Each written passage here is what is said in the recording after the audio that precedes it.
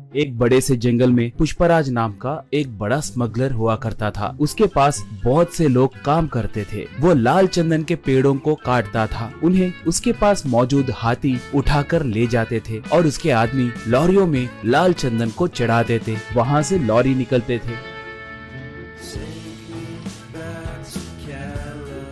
वहाँ पर चेकपोस्ट के पास मौजूद पुलिस वाले भी पुष्पराज के ही आदमी होने के कारण उनकी जांच करे बिना ही वो लोग लॉरियों को छोड़ देते थे। ऐसे उसके जुर्म का साम्राज्य बहुत फैला हुआ था। उसके पास गंगा नाम की एक हाथी थी। पुष्पराज को गंगा बहुत पसंद थी। उसे अच्छा खाना खिलाते हुए उसका बहुत ख्याल रखता था। वो भी पुष्पराज को अपने ऊपर बिठाकर घूमते रहती थी।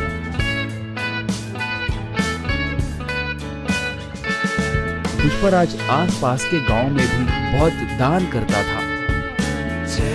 इसलिए अगर गांव में कभी कोई पुलिस की गाड़ी आती तो उस गांव में रहने वाले पुष्पराज के आदमी तुरंत पुष्पराज को फोन करके उसे जानकारी देते थे। इससे पुष्पराज सतर्क होकर जंगल में दूसरे इलाके को अपने आदमियों के साथ मिलके चला जाता था। पुलिस वाले आकर वहां पर देखे तो उन्हें कोई नहीं दिखते थे। इससे वो लोग सर पकड़ लेते थे। एक बार उस इलाके को एक नया एसपी आया। उसका नाम शेखावत था। वो बहुत बड़ा रिश्वतखोर और भ्रष्ट ऑफिसर था। वो बहुत बड़ा क्रूर और मूर्ख आदमी था। वो जैसे तैसे पुष्पराज को पकड़ने के लिए देख रहा था। एक बार गलती से गंगा एक घाटी में गिर गई, मगर वो पूरी तरह से घाटी में गिरे बिना नीचे एक बड़े से पत्थर के बीच में फंस गई थी। वो हाथी उसे बचाने के लिए चिंगारने लगी।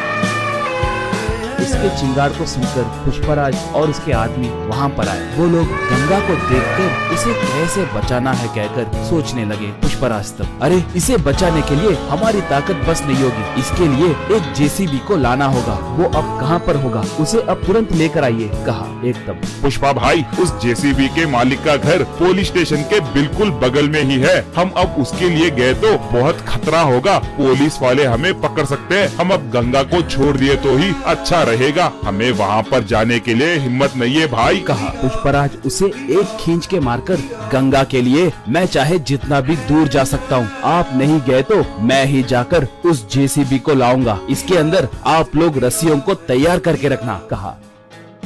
ऐसे वो बाइक को लेकर गांव में आया। उस जेसीबी वाले से पूछकर जेसीबी को लेकर निकला।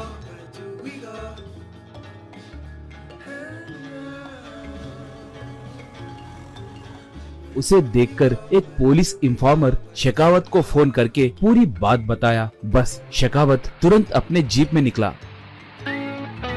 पुष्पराज पहाड़ के पास पहुंचकर जेसीबी को रस्सियां बांधकर उनसे गंगा को ऊपर खींचकर उसे बचाया। गंगा ऊपर आकर खुशी से चिंगारने लगी। पुष्पराज को अपने सूंड से आशीर्वाद दी। इतने में शेखावत वहाँ पर आकर बंदूक से पुष्पराज पे निशाना साधा।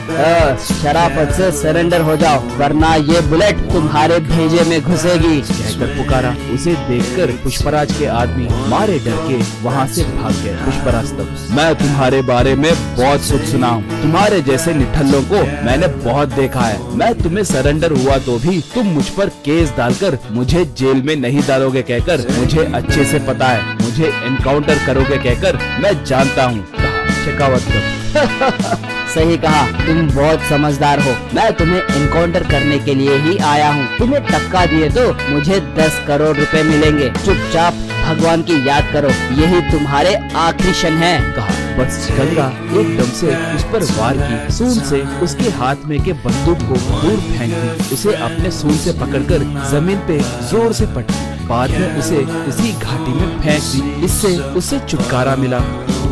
बाद में पुष्पराज गंगा को प्यार से चूमा। उसके ऊपर बैठकर जंगल की ओर निकला पुष्पराज।